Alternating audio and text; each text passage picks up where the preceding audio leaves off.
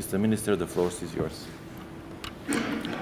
Thank you very much, Mr. Chairperson, distinguished ambassadors, ladies and gentlemen. I would like to start by congratulating you, Mr. Chairperson, and through you, my dear colleague, Minister Bujar Osmani, on assuming by North Macedonia of the chairmanship of the OSCE, and wish you all the success in your challenging endeavor of leading this largest security organization in times of unprecedented setbacks and crises in our common security area. We welcome the human-centric concept of security, which will be the guiding approach of the North Macedonian chairmanship under the motto, "It's about people." One cannot say better, since the organization has been established first and foremost to serve the interests of people and ensure their rights and security.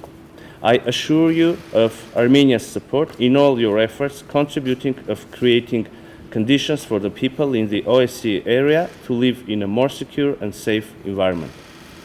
I would also like to thank you, Mr. Chairperson, for convening this special PC meeting and giving me the opportunity to speak about the situation in our region, and particularly the blockade of the Lachin corridor.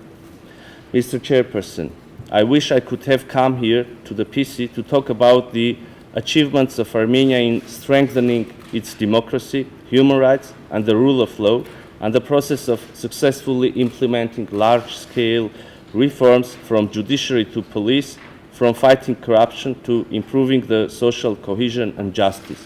And believe me, I would have many things to say. Unfortunately, the security crisis and challenges following the war of aggression by Azerbaijan against Nagorno-Karabakh in 2020 and the subsequent aggression and occupation by Azerbaijan of the sovereign territory of Armenia threatens the Armenian democracy, undermining the efforts of the Armenian government towards bringing peace, stability, and security to the South Caucasus region. Since this is the first time that the Foreign Minister of Armenia addresses the Permanent Council following the 44-day war of aggression and occupation of Armenia's territory, I would like to briefly reflect on the impact that this large-scale, unprecedented use of force for the settlement of conflict have had in terms of perception of the OSCE, its principles and commitments, and its concept of comprehensive and indivisible security. The 44 days war of aggression was accompanied with war crimes and widespread violations of international humanitarian law, targeting of civilian population and infrastructure, destruction of cultural heritage, which were not properly investigated, and no one has been held accountable. Throughout decades, the OSCE has been developing a set of tools, or the toolbox, aimed at early warning and conflict prevention. Unfortunately, it pains to me say this, but we have to recognize that the OSCE failed to apply this toolkit effectively and in a timely manner. Furthermore, the absence of proper and robust reaction resulted in the impunity for the use of force as means of conflict settlement in violation of the OSCE principles, commitments enshrined in its basic documents, leading to the legitimation of violence in the interstate and intrastate relations.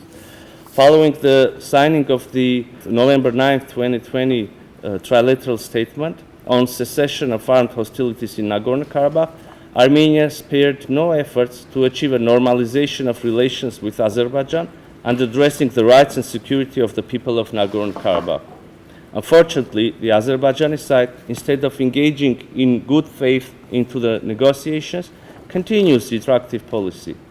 Immediately after signing the trilateral statement, the Azerbaijani side violated the commitment on complete ceasefire and cessation of all military operations and launched an attack on Nagorno-Karabakh, which resulted in capturing of 2 more villages and captivity of the Armenian servicemen. In May and November 2021, as well as in September last year, the Azerbaijani side launched an aggression against the Republic of Armenia, occupying around 140 or 50 square kilometers of the sovereign territories of Armenia. Today, with the blockade of the Lachin corridor, the Azerbaijani side created a humanitarian crisis with far-going intentions.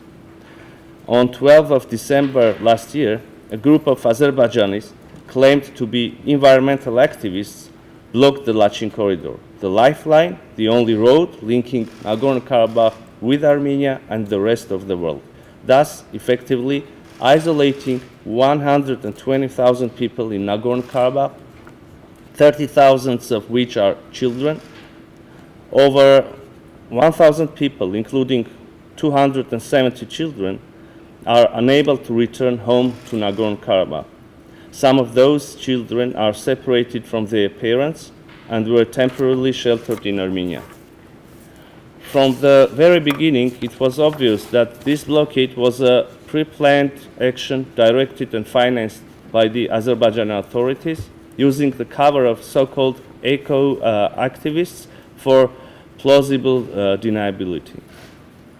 These actions of Azerbaijan constitute an overt breach of paragraph 6 of the November 9th trilateral statement, which clearly indicates, and I quote, "The Lachin corridor shall remain under the control of the peacekeeping contingent of the Russian Federation. The Republic of Azerbaijan shall guarantee safe movement of citizens, vehicles, and cargo in both directions along the Lachin corridor." End of quotation. For more than a month ago, the people of Nagorno-Karabakh remain under the factual siege. Food, medical, and energy supplies to Nagorno-Karabakh are almost completely halted. About 400 tons of essential goods, including grain, flour, rice, vegetables, fruits, medicines, baby formula, were imported to Nagorno-Karabakh from Armenia daily. After around 5 weeks of blockade, there is a severe shortage of all essential goods. Moreover, deliberate 3-day interruption of the gas supply in freezing winter conditions, followed by ongoing disruptions of electricity grid and telecommunication lines in the entire territory of Nagorno-Karabakh, are another evidence of pre-planned actions of the Azerbaijani authorities. These severely impact the daily life of the people and lead to a number of adverse humanitarian consequences, such as lack of electricity, disruption of the educational process at the schools, disruption of the work of state agencies and of the heating of vitally important institutions such as hospitals, disruption of businesses. People are deprived of heating and hot water. The authorities introduced the rationing of fuel and now of food and essential goods. The humanitarian crisis is worsening by each passing day and requires immediate and targeted intervention of the international community. We cannot stand by and watch how people are slowly starving to death because of political games and perhaps geopolitical considerations. The time to act is now. At the request of Armenia, this issue has been discussed at the UN Security Council. We have briefed the members of the Security Council and also the Secretary General about the dire situation and urged our partners to step in and stop the unfolding humanitarian catastrophe. Of course, I could not but welcome the unambiguous statements and positions of our partner countries calling Azerbaijan to immediately and without preconditions lift the blockade and ensure the free and unimpeded movement through the Lachin corridor. I believe that we should increase the pressure on Azerbaijan for it to comply with its own commitments. Azerbaijan should face consequences for these actions. The blockade of Nagorno-Karabakh is not an isolated episode, but must be seen as part of a widespread and systematic policy of Azerbaijan aimed at the ethnic cleansing of the people of Nagorno-Karabakh. Through creating unbearable living conditions, Azerbaijan aims to coerce the people of Nagorno-Karabakh to leave their native land, leave their homes.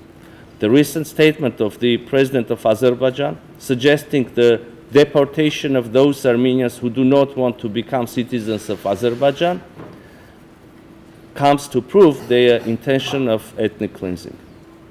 it is imperative to send an international fact-finding mission to Nagorno-Karabakh and the Lachin corridor to assess the humanitarian situation on the ground, as well as to ensure unhindered humanitarian access to Nagorno-Karabakh for relevant UN bodies. Excellencies, having the political will to normalize relations with Azerbaijan, the Armenian government engaged in good faith in talks with Azerbaijan in 3 separate tracks, namely the opening of all transport communications in the region, delimitation and border security, and the agreement on normalization of relations or peace agreement between Armenia and Azerbaijan. In the first track, the resumption of economic and transport links in the region, we have established a trilateral working group headed from our side by the Deputy Prime Minister.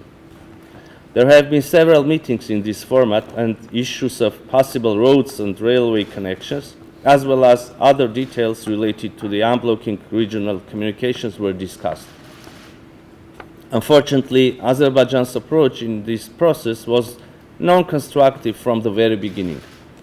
Despite its clear commitment taken under November 9 and 2020 and 11th of January of 2021 trilateral statements, Azerbaijan put forward the unsubstantiated demand for the extraterritorial corridor through the sovereign territory of Armenia. I want to clearly state that Armenia never took any commitment or agreed in any manner to any extraterritorial corridor through its territory. And all the claims by the Azerbaijani side are clear distortion and manipulation of the substance of the trilateral statements. Recently, the president of Azerbaijan acknowledged that it was himself who introduced the term of so-called Zangezur corridor in the international agenda and threatened to establish it sooner or later, regardless whether Armenia wants it or not. And he said that he introduced this term after the signing of November 9 trilateral statement. I would like to once again make it clear, we rule out any extraterritorial corridor on the territory of the Republic of Armenia and will not provide any corridor to anyone. This is a principled and irrevocable position, fully in line with the relevant provision of the November 9th statement. Moreover, the decision on providing a link between the western regions of Azerbaijan and Nakhichevan can be adopted swiftly as soon as Azerbaijan admits that all communications should operate under the jurisdiction and legislation of the Republic of Armenia. In this context, I would like to inform you that recently another attempt to find the final agreement on the opening of railway communications didn't succeed, as the Azerbaijani side put forward new conditions that were in contradiction with primary understanding of the sides on the modalities.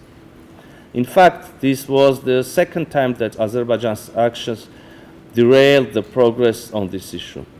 The first time, the preliminary agreement to solve the issues of railway connection was reached back in December 2021. This fact has even found its place in the statement of the President of the European Council, Charles Michel, from 14th of December 2021. The second track of the normalization talks is the work of commissions of delimitation and border security. The commissions were created after the armed incursion of the Azerbaijani armed forces into the sovereign territory of Republic of Armenia on 12th of May of 2021 and the subsequent occupation of Armenia's lands. The commissions held meetings to discuss the parameters of delimitation of the international border between Armenia and Azerbaijan. We firmly believe that without clearly agreed parameters of delimitation of the border, it will be impossible to achieve a sustainable peace. In this regard, the agreements reached in Prague and Sochi in particular, the reference to the Almaty Protocol and subsequent documents, is of utmost importance. Though in subsequent interpretations, the President of Azerbaijan, while claiming that Armenia thus recognized Azerbaijan's territorial integrity, failed to affirm the respect for the territorial integrity of Armenia. The work of the commissions was hampered by Azerbaijan. First, despite the agreements that the Commission should have a double mandate and work on delimitation and stable security situation along and in the vicinity of the borderline reached in Sochi on 26th of November 2021, and during the second trilateral meeting of the leaders of Armenia and Azerbaijan hosted by the President of the European Council, it refused to include the term border security in the title of the Commission, which was rather indicative of its true intentions. Then, on 13th of September 2022, the armed forces of Azerbaijan launched an unprovoked and unjustified large-scale military attack in the southern and southeastern directions of the Republic of Armenia, resulted in invasion into and occupation of other swaths of the sovereign territory of Armenia. More than 200 servicemen were killed. The towns and villages in border provinces were indiscriminately shelled. During this aggression, Azerbaijani armed forces committed war crimes, extrajudicial killings, subjected Armenian military personnel, including women, to the most shocking and horrific humiliation and torture. These facts were documented by the Azerbaijani servicemen themselves and were uploaded to various social media outlets, clearly aiming to intimidate the Armenian side. In fact, the 44 days war of aggression was also accompanied by the large-scale violations of international humanitarian law. In this context, taking this opportunity, I would like to express our gratitude to Polish chairmanship, the Secretary General, the OSCE Troika, and the FSC chairmanship for dispatching the OSCE Needs Assessment Mission to Armenia to assess the situation on the ground, as well as all appreciation of efforts of those who supported the mission. The report of the mission clearly revealed the scale and magnitude of destruction, and we took note of conclusions and recommendations contained therein, which we believe should serve as a reference point for the follow-up and further engagement of the OSCE executive structures with Armenia. I also would like to thank the European Union for dispatching the monitoring mission to Armenia. We stand ready for further cooperation in this regard. The September aggression, as well as previous attacks and provocations by Azerbaijan, should be considered against the broader background of ever-expanding territorial claims against Armenia, including the capital city Yerevan, constantly voiced by the President of Azerbaijan and echoed by other high-ranking political personalities, which are accompanied manifestly by threats of use of force. This tactic of coercive foreign policy is deployed by Azerbaijan to extract endless one-sided concessions. For the moment, we see no indication of changing of this policy pattern, that is, of Azerbaijan's willingness to abandon its territorial claims, its bellicose rhetoric, and to commit to peace.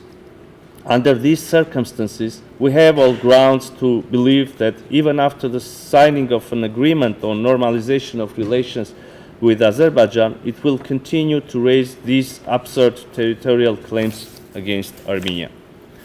The third track of talks is related to the text of the possible agreement on normalization of relations between Armenia and Azerbaijan, a peace treaty, which should comprehensively address all the issues and create a conducive security environment for continuation of discussions in various directions.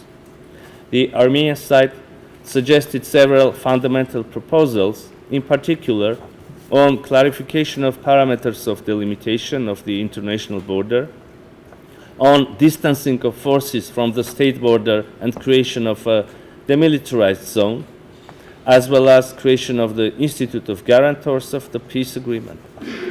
It is regrettable that all the proposals of the Armenian side were rejected by Azerbaijan. Along with this, we believe that the Nagorno-Karabakh conflict, the issue of guarantees of rights and securities of people living in Nagorno-Karabakh, also have to be somehow addressed.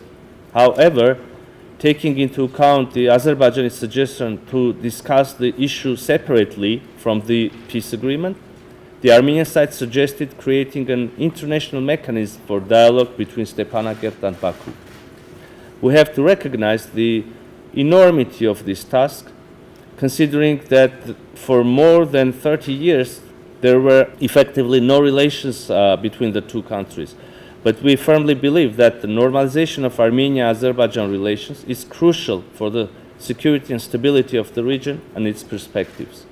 However, and this should be also recognized, this normalization could not be achieved without addressing the root causes of the conflict, the issue of fundamental human rights and the political will to work towards reconciliation. The blockade of the Lachin corridor, which goes exactly in opposite direction and makes the perspective of any progress in all these tracks even more distant, proves once again the absolute necessity of international engagement to address the issues of rights and security of the people of Nagorno-Karabakh. Excellencies, Nagorno-Karabakh conflict continues to remain a significant challenge to the regional and international peace and stability. The aggressive posturing, anti-Armenian rhetoric directed against Nagorno-Karabakh and Armenia, the blockade of the Lachin corridor comes to confirm this fact. More than 2 years after the signing of trilateral statement on November 9, 2020, Azerbaijan still refuses to repatriate all Armenian prisoners of war, captives, and other detained persons, in violation of obligations under Geneva Conventions, trilateral statement itself, and the constant calls of the international community. Currently, according to the data confirmed by Azerbaijan, 33 people are still kept hostage in Baku. I must also highlight 24 well-documented cases of enforced disappearances where we are in possession of indisputable recorded facts of the capture of Armenian prisoners of war, yet Azerbaijan rejects their captivity. Armenia is also extremely concerned about the state of the Armenian cultural heritage in the territories that fell under the Azerbaijani control in the aftermath of 2020 war. Dispatching of a UNESCO fact-finding mission to Nagorno-Karabakh and the surrounding territories, talks on which have been ongoing since November 2020, are still rejected by the Azerbaijani side. We understand that nowadays the OSCE is not having the best days, and the situation in the South Caucasus is not the only crisis that the organization is facing. At the same time, we believe that all conflicts in the area of OSCE responsibility should have the adequate attention of the organization and its structures. The OSCE, with the co-chairs of the Minsk group, has been involved in political resolution of the conflict from the very beginning. Despite all the challenges, the Minsk group still has a responsibility, as the political resolution of the conflict is yet to be achieved. We believe that OSCE can play an instrumental role not merely in achieving but also sustaining peace through the involvement of its structures. I thank you.